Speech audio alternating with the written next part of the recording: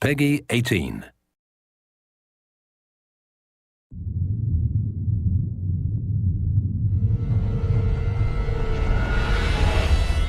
Hey everybody, Zachary Levi here in downtown San Diego at Comic-Con, more specifically at Nerd HQ, which is the epicenter of all things Tomb Raider.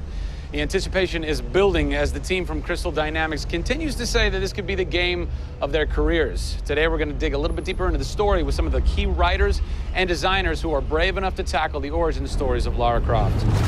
These are the final hours of Tomb Raider.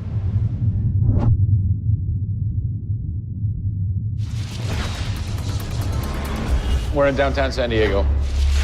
We're at Nerd HQ. Fans, the public, will get to play the game for the first time ever. Are you nervous? This is the most nervous time of the entire game. This is huge for us. This is the first time we're giving anybody the opportunity to put their hands on the game. It's not finished yet. It's hard to send it out into the world like that. It's a little young, it's a little fresh. When you put it in the public's hands, you're getting a very raw, unfiltered, like, hey, this is what we love and this is what we don't. You'll start to read about it now. You'll start to see it online. You'll start to get people's perspectives. We're making sure that we make it the best thing that we can for the fans, and these are the fans. Why make an origin story? You could just kind of continue with the Lara Croft Tomb Raider saga, but you didn't. Why? We didn't start with the idea of doing an origin story, actually. We started with the idea of doing something fresh. There haven't been very many games that have the opportunity to go back and tell the true origin story. There is very few games like this. In the history of the Tomb Raider franchise, there has not been a female lead writer until now, Brianna Pratchett. For me, I didn't think of it like we needed a female writer to do that. Brianna just nailed it. Brianna Pratchett. Yep. Does it take a woman to know a woman?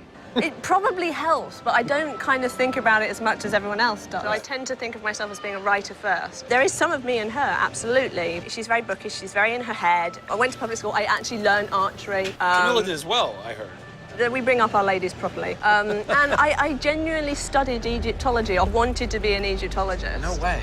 You know, I've always been a huge fan of kick-ass females. I mean, I grew up on Terminator and Aliens. Yeah. You know, fighting aliens in the future. I thought that was what girls did. It's great to be here at Comic-Con. This is my first time. People are really responding to this kind of new Lara. The fans have been great. They've been very supportive. I want to kind of live up to their expectations. I grew up going to fantasy and science fiction conventions. Now here I am looking at a Tomb Raider poster on the side of a building for a Tomb Raider game I have written. Can't quite process that, but it's very cool. Lara's actions affect her character and her emotional state, and so the first kill for us was a big thing.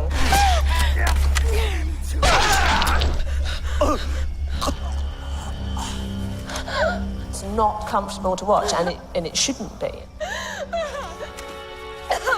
Oh, God! And it is about picking yourself up, despite the fact that you're scared. You can't have bravery without fear. In video games, you're kind of tweaking all the way down to delivery.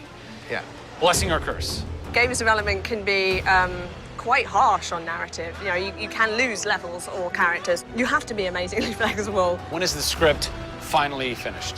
You get insight when you see it through your audience's eyes. Yeah. So once the story gets to a point where we can start sharing with people, where we can start putting it on the screen, then we start to understand, are people getting from it what we want them to get from it? The feedback is that it's really fulfilling our primary goals of delivering a story that introduces people to a Lara Croft, but also just takes them on an amazing adventure.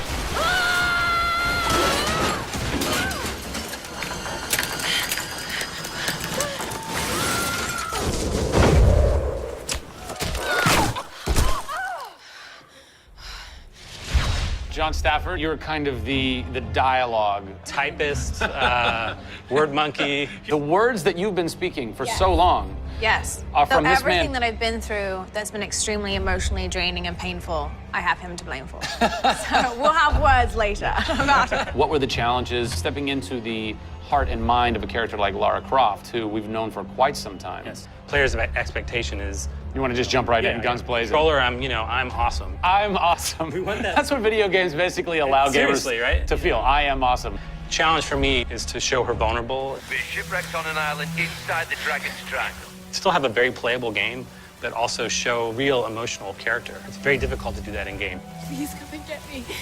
You can do this, Laura. When you have really extreme circumstances, you have really extreme emotions.